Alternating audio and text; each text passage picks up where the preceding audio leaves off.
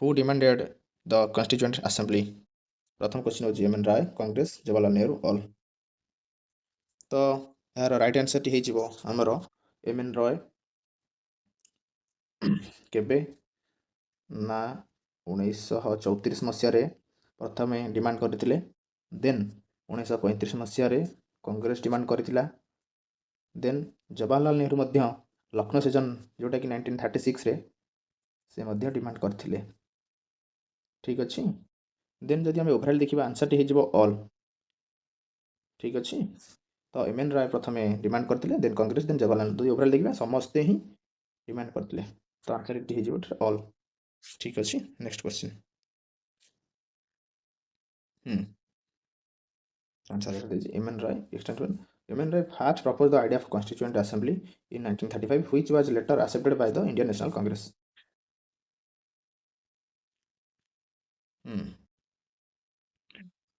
Who gave the idea of the August offer? A.P. Alexander, Mountbatten, Irwin, Linlithgow. तो यार right answer हो लिंडेथको केबे 1940 मसीह August offer देते जो यूरिन चुक्ति होता आम गांधी सहित केबे 1931 रे देन माउंटबेटन प्लान आम होता 1919 देन एपी अलेक्जेंडर आम जो आसला मिशन कैबिनेट मिशन जोटा कि 1945-46 रे आसला एपी अलेक्जेंडर जड़े सदस्य थे कैबिनेट मिशन देन जी नेक्स्ट क्वेश्चन Linlithgow extension रही the August of 1940 was announced by Viceroy Lord Linlithgow to gain Indian support during World War II.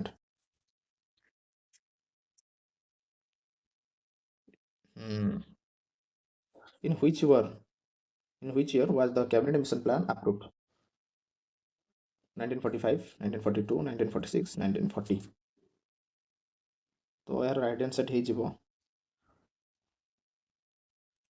तो यार राइट हो 1945 ब्रिटेन पार्लियामेंट सेशन रे 1945 रे अप्रूव्ड होइतिला कैबिनेट मिशन एवं केबे आस्तिला भारत 1946 रे इंडिया आस्तिला कैबिनेट मिशन। ठीक अच्छे 1942 अगस्ट 8 रे और quit Indian what then August 1940। ठीक अच्छे देन जो नेक्स्ट क्वेश्चन एटा कहि जे 1946 रे इंडिया आसला बट कैबिनेट मिशन अप्रूव होइतिला केबे पार्लियामेंट सेशन ऑफ ब्रिटेन रो केबे 1945 रे the cabinet mission visited India in 1946 to discuss the transfer of power and formation of the constituent assembly. Who was not a member of the cabinet mission? Patrick Lawrence, A.P. Alexander, Stafford Cripps, Wavell. तो right answer हो वेफेल आमर पाथिक Lawrence जन सदस्य थे स्टाफोर्ड Cripps जन थे AP. Alexander जड़े सदस्य थे तो चेयरमैन किए थे आम पाथिक लॉरेंस थे चेयरमैन तो कैबिनेट मिशन केबे आसला 1946 रे। ठीक अच्छे देन जी नेक्स्ट क्वेश्चन हाँ ये गोटे अच्छी क्वेश्चन क्रिप्स मिशन केबे आसला 1942 रे। ठीक अच्छे देन जी next question Lord Opel was the Viceroy of India, not a member of the cabinet mission.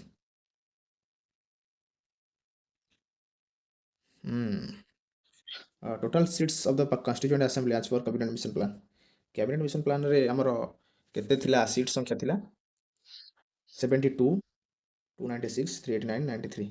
तो राइट आंसर हो 389 जोटा कि डिवाइड होइतिला 296 रे गोटे पार्ट होइतिला देन गोटे होइतिला 93 रे गोटे पार्ट होइतिला। ठीक अच्छे देन 72 कौन थिला ना हमर आईएनसी जो फर्स्ट मीटिंग होइतिला 72 मेंबर्स आर प्रेजेंटेड। ठीक अच्छे देन जो नेक्स्ट क्वेश्चन तो राइट आंसर हो 389 टोटल सीट थिला। Extra information initial the constituent assembly consisted of 389 members from British India. ठीक अच्छे then next question who chaired the first meeting of the constituent assembly? Rajendra Prasad, Satyanarayan Sinha, B R Ambedkar, Abdul Kalam Azad. किए करथिले first chair किए करथिले? Rajendra Prasad, Sachidananda Sinha, B.R. Ambedkar, Abul Kalam Azad. ତ ଏହାର right ଆନ୍ସରଟି ହେଇଯିବ କ'ଣ? ତ ସଚିଦାନନ୍ଦ ସିହ୍ନା। ରାଜେନ୍ଦ୍ର ପ୍ରସାଦ ଥିଲେ ଆମର ପରମାନେଣ୍ଟ ପ୍ରେସିଡେଣ୍ଟ ପ୍ରଥମେ। ସଚିଦାନନ୍ଦ ସିହ୍ନାର ରାଇଟ୍ ଆନ୍ସର ହେଇଯିବ। B.R. ଆମ୍ବେଦକର ଆମର ଡ୍ରାଫ୍ଟିଂ କମିଟିର ସଦସ୍ୟ ଥିଲେ ବା ଚେୟାରମ୍ୟାନ୍ ଥିଲେ। ଅବୁଲ କଲାମ ଆଜାଦ ଆମର INCର ୟଙ୍ଗ ପ୍ରେସିଡେଣ୍ଟ ଥିଲେ। ଠିକ୍ ଅଛି। ଦେନ୍ ଯିବା next question. He was appointed as the temporary president of Constituent Assembly. Next question ଯିବା।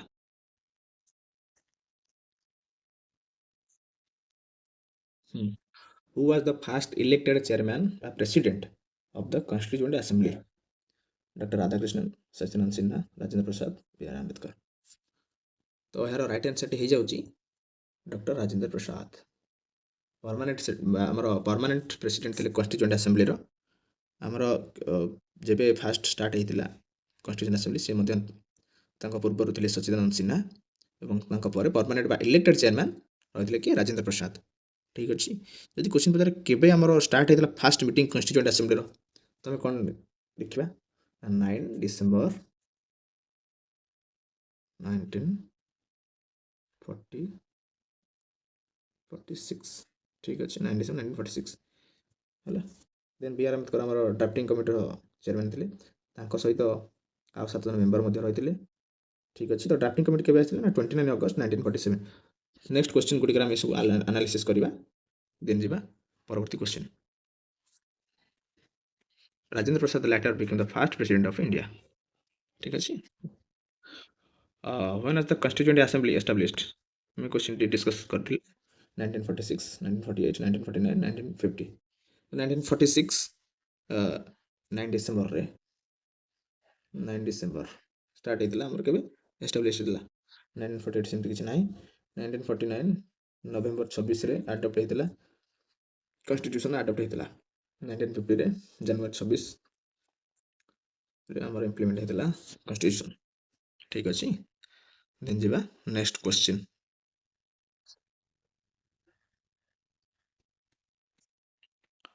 The Constituent Assembly was formed under the Cabinet Mission Plan in 1946. The first session of the Constituent Assembly ଆମେ କ୍ୱେଶ୍ଚିନ୍ଟି discus କରିଛେ। 26 ଜାନୁଆରୀ 1950, 26 November 1949, 22 July 1947, 9 December 1946। ତ ଏହାର right ଆନ୍ସରଟି କ'ଣ ହେଇଯିବ? 9 December 1946 is the right answer. ଠିକ୍ ଅଛି। 22 ଜୁଲାଇ 1947ରେ କ'ଣ ହେଇଥିଲା ନା ଆମର national flag adopted. National flag adopted. ଠିକ୍ ଅଛି। 26 ନଭେମ୍ବରରେ ଆମର କନଷ୍ଟିଟ୍ୟୁସନ୍ ଆମର ଆଡପ୍ଟ ହେଇଥିଲା, ଆଡପ୍ଟ ଅଫ୍ କନଷ୍ଟିଟ୍ୟୁସନ୍। ଦେନ୍ 26 ଜାନୁଆରୀରେ ଇମ୍ପ୍ଲିମେଣ୍ଟ ହେଇଥିଲା MP। ଠିକ୍ ଅଛି। ତ ରାଇଟ୍ ଆନ୍ସର ହେଇଯାଉଛି ଆମର 9 ଡିସେମ୍ବର 1946। ଦେନ୍ ଯିବା next question. The session marked the beginning of Constitution making India. Who introduced the objective resolution? Most important question. Jawaharlal Nehru, Rajendra Prasad, MK Gandhi, B.R. Ambedkar. तो हमारा राइट आंसर हो जाଉଛି जवाहरलाल नेहरू। केबे इंट्रोड्यूस करथिले? 13 डिसेम्बर 1946। ठीक अच्छे। देन आमर आडप्ट केबे कराइला? 22 जनवरी 1947। 22 जनवरी 1947 आडप्ट होता ऑब्जेक्ट रिजर्वेशन 22 जनवरी 1947। ठीक अच्छे। Then B.R. आम्बेडकर आम नेक्स्ट क्वेश्चन गुड़िक एनालिसिस करवा। केवल मन रखी था ड्राफ्टिंग कमिटी से चेयरमैन थे। ड्राफ्टिंग कमिटी केबे होता ना आमर 29 अगस्त 1947। ठीक अच्छे। MK Gandhi father of nation, गोटे बुक थी आमर द ट्रूथ। यहाँ कौन गोटे द नवजवान, ये सब गुड़िक बुक मन रखिए। राजेंद्र प्रसाद आमर परमानेंट प्रेसिडेंट थे कॉन्स्टिट्यूएंट असेंबली है केबे 9 डिसेम्बर 1946 रे फास्ट मीटिंग जब होता। ठीक अच्छे। Next question. The objective resolution laid down the philosophical foundation of the constitution, Indian constitution. ठीक अच्छी next question. When did Nehru introduce the objective resolution? 9 December 1946, 26 November 1949, 13 December 1946, 28 April 1946.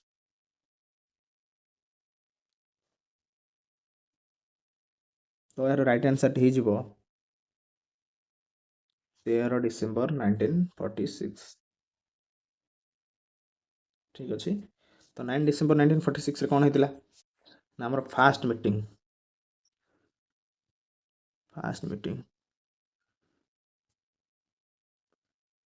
ହେଇଥିଲା तो fast meeting रे केते जण सदस्य आस्थिले 211 जण मेंबर रहितिले फास्ट मीटिंग जेबे हेतिला कॉन्स्टिट्यूएंट असेंबली रो ठीक अछि टेम्पोरारी हमर किए थिले प्रेसिडेंट टेम्पोरारी प्रेसिडेंट थिले सचिदानंद सिन्हा एवं पर इलेक्टेड किए हेतिले राजेंद्र प्रसाद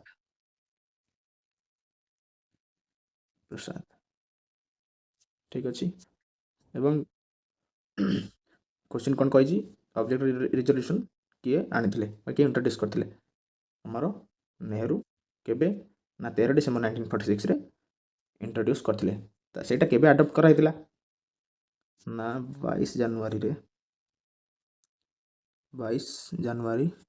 1947 रे 1947 रे अडॉप्ट कराइतिला ठीक अछि 22 जनवरी 1947 देन जो नेक्स्ट क्वेश्चन 13 डिसेम्बर 1946 रे मोर इंट्रोड्यूस कराइतिला the resolution later became the preamble of the constitution.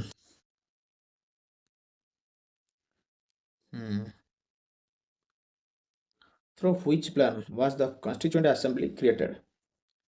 Cripps Mission, Simon Commission, Cabinet Mission, August Offer. तो यार राइट आंसर ही जीवो cabinet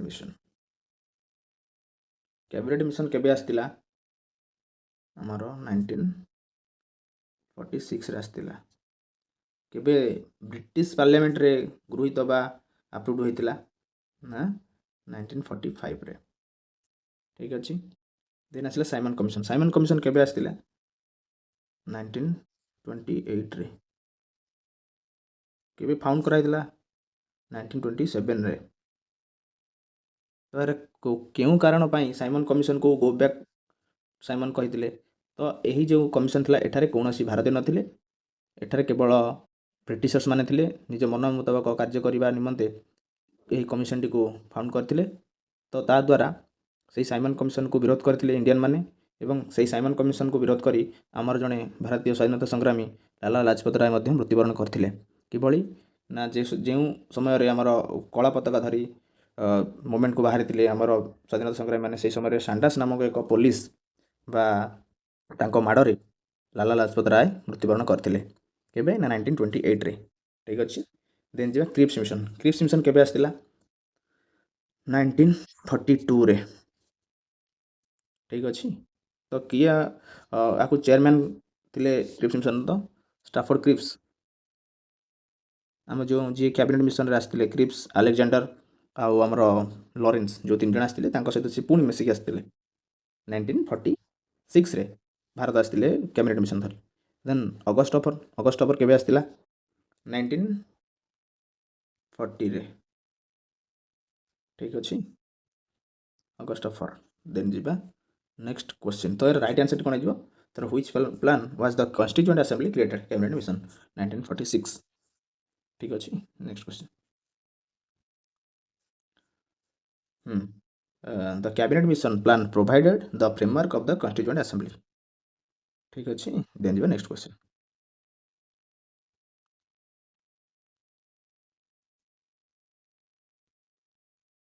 who first gave the idea of a constituent assembly for India Swaraj Party Congress Muslim League All Party Conference किए देथिले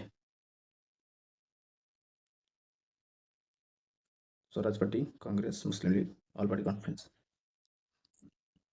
तो यार right answer ही जीवो Swaraj party. Then Congress मुस्लिम league. तो Swaraj party केबे देथिले 1934 रे। कांग्रेस केबे देथिला 1935 रे। मुस्लिम लीग केबे आस्तिला 1906 ऑल पार्टी कॉन्फ्रेंस ना सब पार्टी मिसिके। तो फास्ट हेतिला केबे ना स्वराज पार्टी। ठीक अछि। तो कांग्रेस 1935 रे देथिला। तो कांग्रेस रो फाउंडर किए देखिबा ए ओ ह्यूम। तार फास्ट आमर प्रेसिडेंट किए थिले ना डब्ल्यूसी बानर्जी केबे ना 1885 मसीह कांग्रेस स्थापित होइतिला एवं फास्ट चेयरमैन थिले बा प्रेसिडेंट थिले डब्ल्यूसी बानर्जी। देन जो नेक्स्ट क्वेश्चन।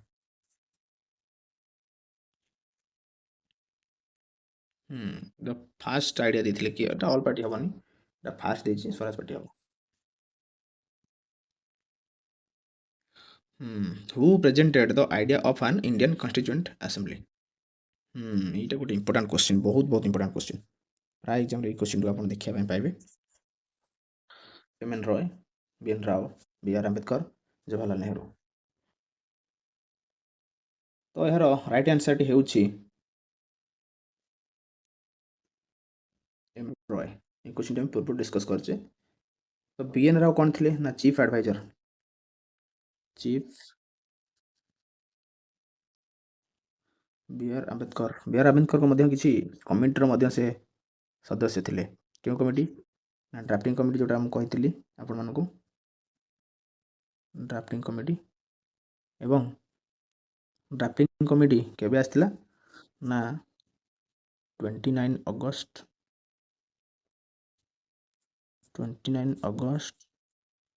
1947। एगुड़ा बार बार कहबार रीजन होची एगुड़ा रिवाइज हो जिवो एवं मन रहि जिवो। देन जवाहरलाल नेहरू हमरो कोन करथिले ना ऑब्जेक्टिव रिजर्वेशन आनिथिले केबे ना 13 डिसेंबर 1946 रे। ऑब्जेक्टिव रिजोल्यूशन 13 डिसेंबर 1946 रे। ठीक अछि। तो यार राइट आंसर हो जिवो कोन ना एम एन रॉय।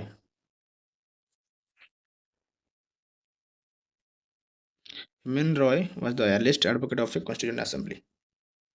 ठीक अछि। नेक्स्ट क्वेश्चन जिबा।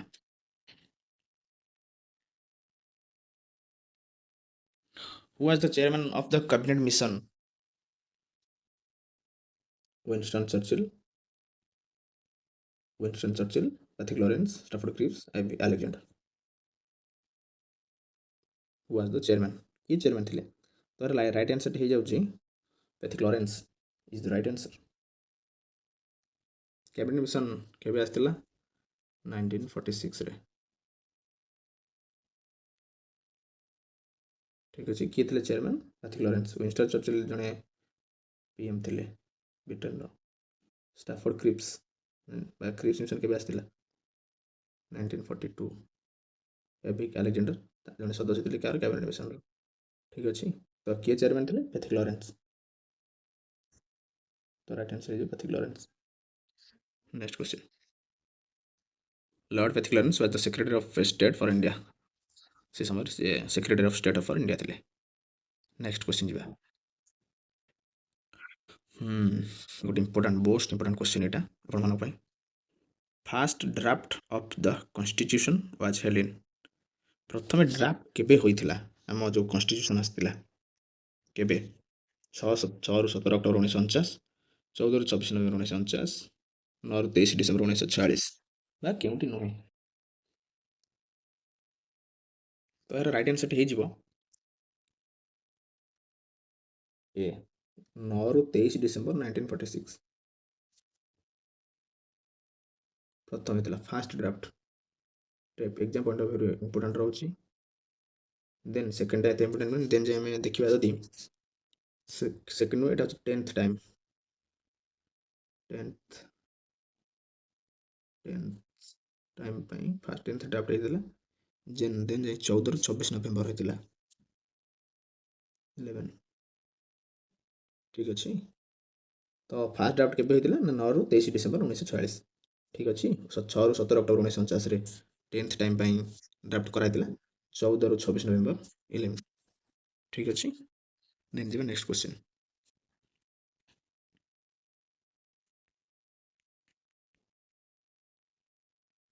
एटा आंसर फुल अच्छी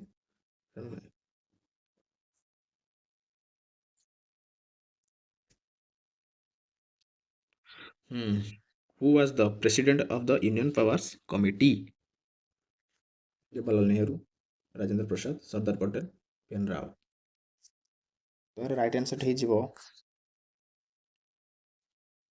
Jawaharlal Nehru.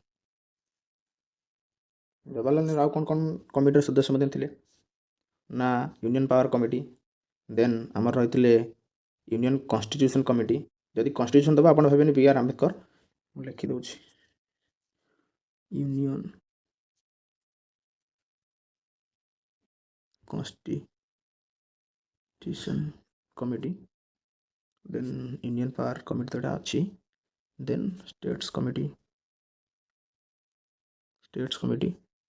Then so special committee to examine the draft constitution मन रखिए तो मुझे कहीदे तो आमर जो टाइम कन्स्टिट्यूएंट आसेम्बली होता से टाइम दुईटी पार्ट रही कमिटी गुड़िकर आमर रही 7टी मेजर कमिटी 13टी माइनर कमिटी लिखिदे 7टी मेजर 13टी माइनर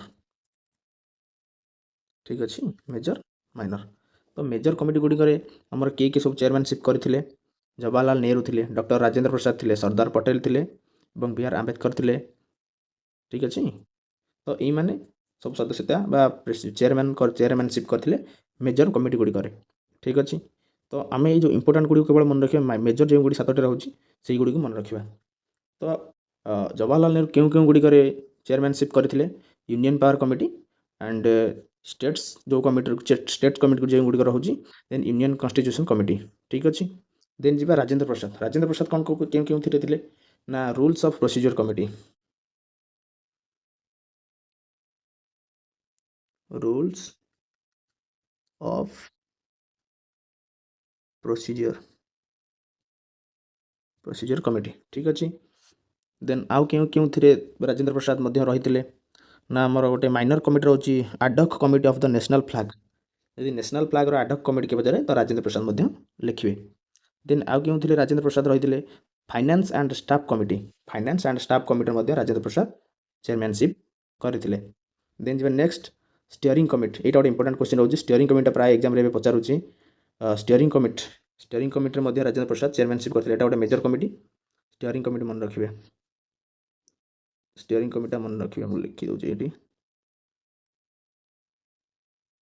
स्टीयरिंग कमिटी ठीक अच्छे देन जी सरदार पटेल गोटे मोस्ट इंपोर्टेंट पार्ट रोचे से प्रोविंशियल कॉन्स्टिट्यूशनल कमिटी कौन ना आमर अध्यक्षता चेयरमैनशिप करते मोस्ट इंपोर्टेंट दुईटा रोचे कौन ना advisory committee on fundamental rights minorities and tribal and excluded areas ये जो कमिटी गुड़िक रोचे ये गुड़िक से सदस्यता सॉरी चेयरमैनशिप करते मन रखिए सरदार पटेल लिखिदे से गोटे थे कौन ना प्रोविंशियल कॉन्स्टिट्यूशनल कमिटी कन्फ्यूज हेनी फास्ट मुझे कहीदे आपण यूनियन जो यूनियन पार्ट गुड़ा रोचे से गुड़ा हूँ जवाहरलाल नेहरू स्टेट्स पार्ट गुड़ा जवाहरलाल नेहरू एवं कॉन्स्टिट्यूशन आसिले आप कन्फ्यूज हेनी यहाँ गोटे प्रोविंशियल कॉन्स्टिट्यूशनल कमिटी हूँ सरदार पटेल ठीक अच्छे जो पार्ट गुड़ा यूनियन लगी आपड़ से राखी बुझी जवाहरलाल नेहरू करेंगे यूनियन कॉन्स्टिट्यूशन देले जवाहरलाल नेहरू आउ प्रोविंशियल कॉन्स्टिट्यूशन देले सरदार पटेल आउ गोटे सरदार पटेल इंपोर्टाट होची advisory committee of fundamental rights minorities and tribal and excluded areas एगुटा मन रखिए बीएन राव तो आमर चीफ एडवाइजर ठीक अच्छे कॉन्स्टिट्यूशन रो देन जी आमर next question Jawaharlal Nehru next information होची the committee dealt the federal powers of the union who was the chairman of the drafting committee पूर्व डिस्कस करिचे Rajendra Prasad S K Kar B R Ambedkar B N Rau तो right answer हो B R Ambedkar discuss करवा drafting committee about drafting committee केबे आसिला ना हमर 29 अगस्त 1947 ठीक अच्छे। देन चेयरमैन किए थे बी.आर. आंबेडकर।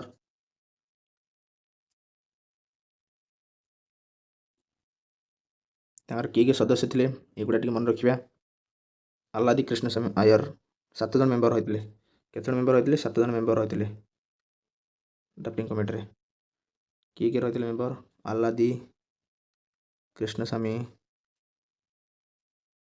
आयर।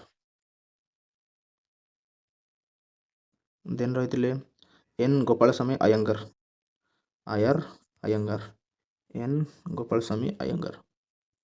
देन मोहम्मद सादुल्ला। देन रही K M Munshi drafting committee सदस्य रही एवं माधवराव टी कृष्णमाचारी माधवराव रही टी कृष्णमाचारी रही इंपोर्टेंट हूँ ये दीटा कौन ना B L. Mitter replaced by N A. Madhavrao. Madhavrao को किए रिप्लेस करते बी.एल. मित्तर ठीक अच्छे। देन टी कृष्णमाचारी को रिप्लेस करते किए ना डी.पी. खैतान ठीक अच्छे। आउ थे कहीदे B L. Mitter replaced by N Madhavrao D P. Khaitan replaced by T Krishnamachari ठीक अच्छे। देन जीवा आउ कौन रहा इंपोर्टेंट ड्राफ्टिंग कमिटी ये सब इंपोर्टेंट चेयरमैन होते बी.आर. आंबेडकर 29 अगस्त 1947 रे ड्राफ्टिंग कमिटी फाउंड करते किए ना बी.आर. आंबेडकर। ये गोटे इंपोर्टेंट मन रखिए बी.एल. मित्तर रिप्लेस करते बाय माधवराव द्वारा आउ TP. Khaitan replaced by T Krishnamachari ठीक अच्छे। Then next question Rajendra Prasad आप जानते आमर जो मेन बा मोस्ट इंपोर्टेंट पार्ट गुड़ा रोचे जो committee steering committee and other गुड़िक रोचे से गुड़ा हूँ गोटे आम ad hoc committee on the national flag युड़ा मन रखिए बी.एन. राव चीफ एडवाइजर ठीक अच्छे। आम किए रही एस.के. कर नुहे एस.के. डर थे कौन कमिशन ऑन लिंग्विस्टिक प्रोविंसेस तार प्रेसिडेंट थे जो माइनर कमिटी कहते आपको 13टी रही ये जन सदस्य थे कौन ना commission of linguistic provinces chairman थे किए एस.के. कर ठीक अच्छे। देन जी next question Dr. B.R. Ambedkar is known as the father of the Indian Constitution.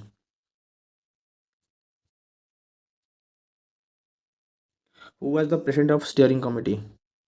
आगु डिस्कस करिए क्वेश्चन टी को आउ थे डिस्कस करवा क्वेश्चन गुड़ी एनालिसिस आउ थे करवा तो यार राइट आंसर हो जाऊँगी स्टीयरिंग कमिटी राजेंद्र प्रसाद ठीक अच्छे।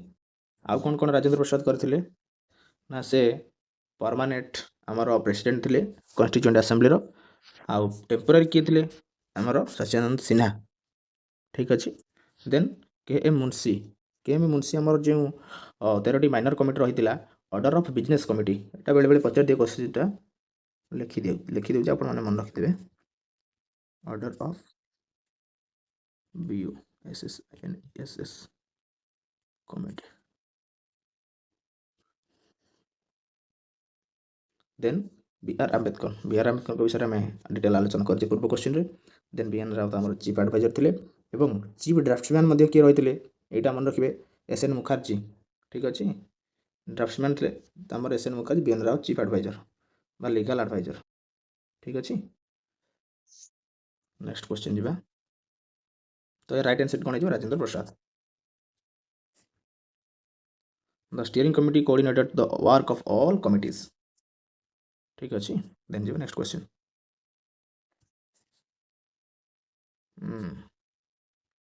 Who was the chief adviser बा लीगल एडवाइजर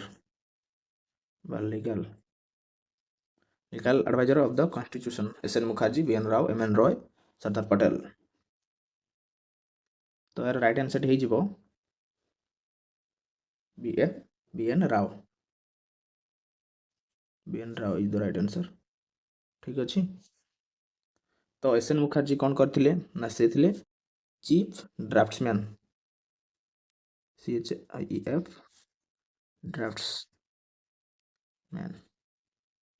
ठीक अच्छे। देन जी एम.एन. राय कौन करथिले ना 1934 रे आमर कॉन्स्टिट्यूएंट असेंबली रो आइडियाटा देइथिले বা ডিମାଣ୍ଡ କରିଥିଲେ डिमांड असेंबली ठीक अच्छे देन सरदार पटेल गोटे इंपोर्टाट जोटा कमिटी कहती मन रखिए provincial constitution committee provincial constitution committee ठीक अच्छे देन जी next question answer B P.N. Rao extended he acted as the constitutional advisor to the constituent assembly who was the chairman of the advisory committee on fundamental rights एटा आपण मानकु कहितली ए question most important तो question भी आसीगला राजेंद्र प्रसाद अलादी कृष्ण सिंह आयर पट्टाभी सीतारामैया सरदार पटेल तो कहितली answer discuss करथिले तो right answer हे जिवो सरदार पटेल ठीक अच्छे then आमर सरदार पटेल आउ क्यों क्यों पोस्ट गुड़ी होल्ड कर रखी गोटे हम provincial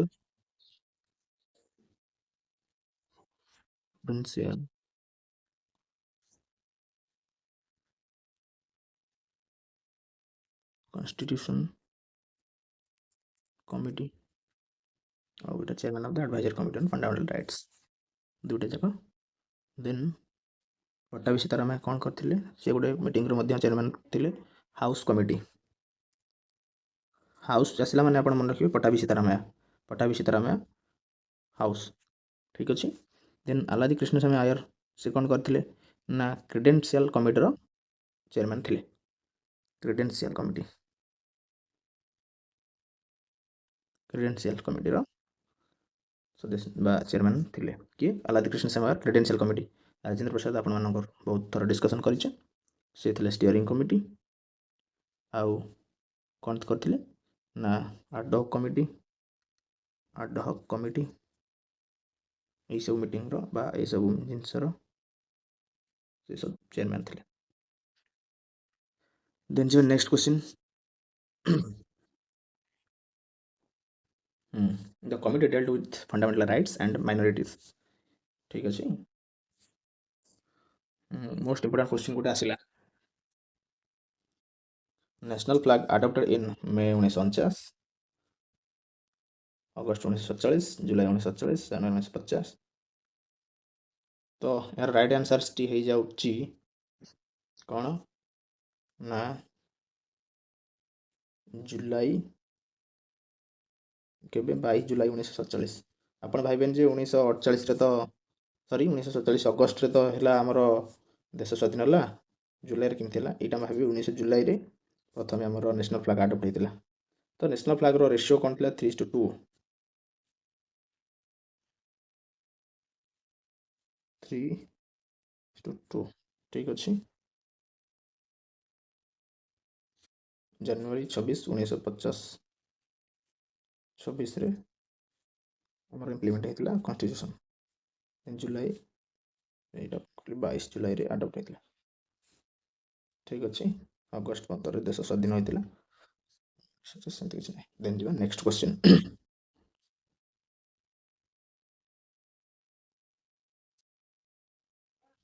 next question last sitting of the constituent assembly last sitting केबे होइतिला कॉन्स्टिट्यूएंट असेंबली रो 26 नवंबर 1949 26 जनवरी 1950 24 जनवरी 1950 29 अगस्त 1947 तो यार राइट आंसर टी हे जाउची 24 जनवरी 1950 जेबे हमर कॉन्स्टिट्यूशन इंप्लीमेंट हेबार 2 दिन पूर्व लास्ट सिटिंग रही कॉन्स्टिट्यूएंट असेंबली 26 जनवरी 1950 26 जनवरी रे हमर इंप्लीमेंट हैला 26 नवंबर 1949 अडॉप्ट होइतिला 29 अगस्त सेमति किछि नाही तो इटा मन रखिबे last sitting of the constituent assembly 24 January 1950 ठीक अछि देन जेबा next question on this day the national anthem and national song were adopted तो 24 जनवरी 1950 रे मध्य हमर नेशनल एंथम बा जनगण मन अधि बा सॉन्ग वंदे मातरम ए जिनस ए जो संगीत बा हमर नेशनल एंथम गुडी को अडॉप्ट कराइतिला ठीक अछि आ कोन कोन हेतिला 24 जनवरी 1950 एगुड़ा मन रखियो लिखिबा देखिबा मन रखिबा जनगण मन होइतिला आउ हमर वंदे मातरम होइतिला वंदे मातरम के देथिले ना हमर बंकिम चंद्र चटर्जी इज सॉन्ग बंकिम चंद्र चटर्जी आउ कोन होइतिला सेही दिन हमर 284 जन लोक बा मेंबर कॉन्स्टिट्यूशन रे साइन करथिले केते मेंबर साइन करथिले 284 जन मेंबर साइंड ठीक अछि then Rajendra Prasad first president मध्य होइथिले ठीक अछि Rajendra Prasad was the first Rajendra Prasad first president ठीक अछि आ कोन हेतिला ना सी जो 284 जन मध्य मेंबर रहिथिले आंक मध्यरो 15 जन फीमेल रहिथिले ठीक अछि एटा मन रखियो एटा इंपोर्टेंट रहउची से पचारिबो 284 जन मध्यरो फीमेल केते जन रहिथिले बा साइन करथिले कॉन्स्टिट्यूशन रे 15 जन ठीक अछि देन जिबा next question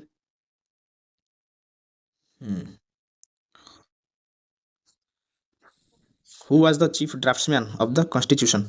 M.N. Roy, S.N. Mukherjee, B.N. Roy, Rao, H. Mukherjee. तो यार राइट आंसर ही जीवो S.N. Mukherjee. तो who was the chief draftsman of the constitution? S.N. Mukherjee. तो ऑप्शन गुड देखिए chief adviser B.N. Rao H.C. Mukherjee कौन करथिले H.C. Mukherjee हमर जो लॉ मेकिंग होइतिला लॉ मेकर रे थिले जने वाइस प्रेसिडेंट मध्ये रहिथिले तांको सहित आउ के रहिथिले ना V T Krishnamachari and H.C. Mukherjee was the vice president ठीक अछि देन हमर जो लॉ मेकिंग होइतिला तो तार प्रेसिडेंट के थिले जीबी माभलंकर ठीक अछि के थिले G V Mavalankar okay then M N Roy देखिले एम एन राय कौन 1934 मसीह हमर कॉन्स्टिट्यूएंट असेंबली रो डिमांड करथिले एवं एस एन मुखर्जी जे कि हमर chief draftsman and B N Rau हमर chief legal adviser B N Rau H Mukherjee थिले हमर वाइस प्रेसिडेंट एंड प्रेसिडेंट के थिले जीबी माभलंकर ठीक अछि एच मुखर्जी थिले वाइस प्रेसिडेंट लॉ मेकिंग रो वाइस प्रेसिडेंट थिले कि जीबी माभलंकर ठीक अछि देन जिबा आउ कौन कौन रहिला डिस्कशन करबा मोस्ट इंपोर्टेंट गुड़िक पार्ट गुड़िक तो कॉन्स्टिट्यूशन को आम तार सिंबल कौन एलिफेंट होची सिंबल आम कॉन्स्टिट्यूशन रो एलिफेंट होची आम कॉन्स्टिट्यूशन सिंबल एवं कॉन्स्टिट्यूशन गढ़िबा पई बा तैयारी पई केते दिन समय नेथिला 2 वर्ष 11 मास 18 दिन 2 11 मास 18 दिन लागथिला ठीक अछि देन हमर कॉन्स्टिट्यूशन रे केबे हमर अडॉप्ट हेतिला कोन ना सिटीजनशिप 26 नवंबर 1949 26 नवंबर 1949 आउ कौन कौन हेतिला से दिन ना इलेक्शन पई से दिन मध्य प्रस्ताव हेतिला इलेक्शन पई प्रोविंशियल पार्लियामेंट पई मध्य प्रस्ताव आस्तिला देन एनफोर्स हेतिला हमर कॉन्स्टिट्यूशन केबे ना 26 जनवरी 1950 रे एवं ताकू कॉन्स्टिट्यूशन को डेकोरेट के करथिले नंदलाल बोस एवं बेहर राम मनोहर सिन्हा डेकोरेट करथिले काको हम कॉन्स्टिट्यूशन को एवं कैलिग्राफी किए बा के इंग्लिश रे किए लिखिथिले जो हमर कॉन्स्टिट्यूशन रछि त किए लिखि कंप्लीट करथिले ना प्रेम बिहारी नारायण रायजाडा केउथि लिखिथिले ना इंग्लिश जदि पचार केबे आउ हिंदी रे किए लिखिथिले बा कैलिग्राफी करथिले तो बसंत कुमार वैद्य कोथि लिखिथिले ना हिंदी रे बसंत कुमार वैद्य इन हिंदी प्रेम बिहारी नारायण रायजाडा इन इंग्लिश ठीक अछि तो ओवरऑल देखिया पाई गले आमे ओवरऑल सबु चैप्टर वाइज बा टॉपिक वाइज कंप्लीट कले गोटे गोटे टॉपिक को बहुत भल भाबरे देखिले एवं जो सब इंपोर्टेंट पार्ट गुड़ा रही आम एक्सप्लेनेसन कले एवं परवर्ती समय आपण मान एही भाव इंपोर्टेंट टॉपिक गुड़िक नहीं आसबि जो गुड़ाक आपण अपकमिंग एग्जाम बहुत हेल्पफुल रहिबो परवर्ती पार्ट रे आमे इंपोर्टेंट पार्ट गुड़िक देखिबा प्रीमिएबल आर्टिकल शेड्यूल अमेंडमेंट ए सब गुड़िक आमे बहुत भल भाबरे एक्सप्लेनेसन करी बुझिबा एवं बीएबी रो जदि आपण माने मास्टरब्रेनिक ऐप रे कंटेंट देखिबे मास्टरब्रेनिक ऐप रे आपण कंटेंट सेक्शन रे टैप करिवे तापरे आपण को फाउंडेशन क्लास मिलबो एठी फाउंडेशन क्लास रो 5टी वीडियो रहिछि जोटा को आपण प्लानिंग वीडियो बोलिका कहि परिबे ओके YouTube रे आपण को गोटे प्लानिंग वीडियो साथ देखिया पे मिले किंतु एथिरे आपण को पूरा रोड मैप दिया जायछि केमति का आपण सक्सेस पाइबे डिटेल सिलेबस सहित study strategy note making process time management और सेल्फ स्टडी कांसेप्ट एवं टारगेट स्कोर आपण को केते रहिबो केमति का आपण पढिबे केमति का आपण जदी ग्रेजुएशन फाइनल ईयर अछंती ताको कंप्लीट करबा सहित बीएड एग्जाम केमते क्वालिफाई करिवे से नै कि मते सब किछि कहै जायछि ओके तो याकू देखि देखि जदी आपण माने এই প্ଲାନିଂ को अप टू एग्जाम पर्यंत फॉलो कर ग्यारंटी सहित आप एग्जाम क्लियर कर जोटा कि 100% ग्यारंटी। ओके नेक्स्ट देखो ये जो आमर कंटेंट सेक्शन रही है जानते कि बीएड रो जो सिलेबस रही है पार्ट 1 और पार्ट 2 रही। पार्ट 1 रे बीएड रो 40 मार्क क्वेश्चन आसे एवं पार्ट 2 रे 60 मार्क प्रश्न आसे। तो पार्ट 1 रो एजावत मास्टरबेनायक ऐप रे 101 वीडियो एवं 70 पीडीएफ हमर अवेलेबल रही। 101 जो वीडियो रही से आपनकर सिलेबस अनुसार जेमतिका English education general awareness reasoning और टीचिंग एप्टीट्यूड एको नेकी से टाइप रो पार्ट 2 रे जदि हमें बीए बीएड कथा देखिबा तबे इंग्लिश ग्रामर जोटा कि general English Odia grammar history polity और जियोग्राफी इकोनॉमिक्स नेकी रही जो कि एजावत 94 क्लासेस रही एवं 68 पीडीएफ हमर अवेलेबल रही। तो बंधुगण देखंतु वर्तमान जदि म आपन मानको देखेबी ये होची बीए बीएड रे एजावत हमर रही। नेक्स्ट देखंतु म आपन को देखौची रीजनिंग रे एमतिका आपन को एजावत 24 classes 14 PDF education general awareness teaching aptitude एमके मिलिबो। ता सहित आपण माने जदि पार्ट 2 देखिबे एटा होची बीए बीएड रो जोटा कि मु कहूची 95% सिलेबस सरी जायछि जोथि आपन को क्वालिटी क्लास इंग्लिश ग्रामर 48 टा क्लासेस 32 टी PDF with practice question Odia grammar सेमतिका 18 टी वीडियो एरो पीडीएफ भी पछरे अछि हिस्ट्री रो क्लास जियोग्राफी रो क्लास इकोनॉमिक्स रो क्लास पॉलिटी रो मु जो कहूनी कि पिले 5% आ बाकी अछि 5% टा ही पॉलिटी रो क्लास बाकी अछि आउ सब सब्जेक्ट हमर सरी जायछि। ओके तो तुम मान को मन प्रश्न आसो कि सर जदि सब सब्जेक्ट सरी जायछि जदि गोटे नुवा पिलाटी जॉइन करिवो से केमितिका पाइबो पिले ये जो आपण देखुना कि यारी ऊपर आपण टैप करिवे टैप करिले आपण को सब क्लासेस सब पीडीएफ शो करिवो रेकॉर्डेड हिसाब रे किछ असुविधा नै आपण माने भाबिबे कि मु एबे जॉइन करिले पछरे रहि जिवि बा पूर्व क्लास देखि परिबे से सब नै आराम से सब क्लास रेकॉर्डेड ही फॉर्मेट रे तुमको मिल पारिबो तुमे जेकोनोसी भी समय चाहिए देखि पारिबो। ओके आ पॉलिटी रो जो लाइव क्लास वगैरह चालू छै से सब मध्ये तुमे अटेंड कर पारिबो। सेमति का हमरो ये होची geography physical chapter wise physical revision वगैरह सब रही। सेमति का हमर मॉडर्न हिस्ट्री 2 घंटा 42 मिनिट रो फर्स्ट क्लास सेकंड क्लास घंटे 12 मिनिट रो थर्ड क्लास 47 मिनिट रो फोर्थ क्लास 59 मिनिट एमति का भाबरे हमरो क्लासेस गुडी रही। World war 1 world war 1 world war 2 रो पिले 2 घंटा 15 मिनिट रो क्लास फ्रेंच रिवॉल्यूशन रो घंटे 53 मिनिट रो क्लास ये सब हमरो रही। ओके सेमति का इंग्लिश ग्रामर आपण माने जानछन कि वोकाबुलरी रही जो कि idiom phrases one word substitution synonym antonym okay phrasal verb सब किछि पढा जायछि पिले ई वोकाबुलरी इंग्लिश ग्रामर एमते पढा जायछि 32 टा इंग्लिश ग्रामर आपण माने जानछन part of speech noun pronoun adjective preposition active passive direct speech indirect speech सब किछि चैप्टर पिले पढा जायछि। ओके एवं जेमते हम कहउतली Odia grammar PDF geography notes PDF history class रो नोट्स पीडीएफ सब किछि रहिछि जो माने नुवा पिला जॉइन करूछो तुमे माने जानि परनो पिला कंटेंट रे सब किछि मिल परबा पुना पिला भी मतलब चेकआउट कर परबो। आउ ए कंटेंट पाखरे पिले तुम देखिबो ए टेलीग्राम गोटे थिबो ए टेलीग्राम रे पिले टैप करिवो ए टेलीग्राम रे टैप करले प्लस टेलीग्राम ग्रुप रो लिंक आसीबो एथिरे व्यू रे क्लिक करले तुमको गोटे स्पेशल ग्रुप मिल जो स्पेशल ग्रुप माने जोथिरे केवल पेड पिला थिबे आउ एटा गोटे हमर ऑफिशियल ग्रुप मिलबो जोटा कि मास्टरबेनायक ग्रुप जोथिरे बहुत सारा पिला मध्ये अवेलेबल थिबे। ओके तो नेक्स्ट मास्टरबेनायक ऐप रे हमर क्लास होची मास्टरबेनायक ऐप को डाउनलोड करि नबो पिले जो माने भी डेडिकेटेड भाबे पढिया पे चाहू 100% क्वालिफाई करिया पे चाहू और निजरो बेस्ट देके पिले प्रिपरेशन करो फाउंडेशन रे जहां भी मु प्लानिंग कहिछि ताको फॉलो करिवो पिले सियोर सियोर क्वालिफाई कर पारिबो एवं बहुत सारा पिला लास्ट 5 वर्ष भितर क्वालिफाई करछन मास्टर बनाई चैनल रे पढि के से माने भी भिन्न भिन्न इंस्टीट्यूशन टीचर ही करछन तो तुम माने मते पढि के प्रिपरेशन कर पारिबो। मास्टर बनाई को ऐप को केमते डाउनलोड करिवो पिले ये प्ले स्टोर रे अवेलेबल होइछि प्ले स्टोर को जिबा सर्च करिवो मास्टर बनाई को ए टाइप रो लोगो आसीबा ए पर क्लिक करि पिले डाउनलोड करनो। ओके आ मोबाइल नंबर दे लॉगिन करनो ठीक अछि। जदि तुम माने सिटी पे पढिया पे चाहू कि बीएड पे पढिया पे चाहू पिले सेही सेम प्राइस 307 टंका हमर गोटे कोर्स फी रहउछि जोटा कि पूरा एग्जाम जाके आपनको वैलिडिटी देखिया पे मिलबो एवं एटी व्हाट्सएप नंबर मध्ये आपनको दिया जायछि आपण ए व्हाट्सएप नंबर रे मेसेज कर परिबे।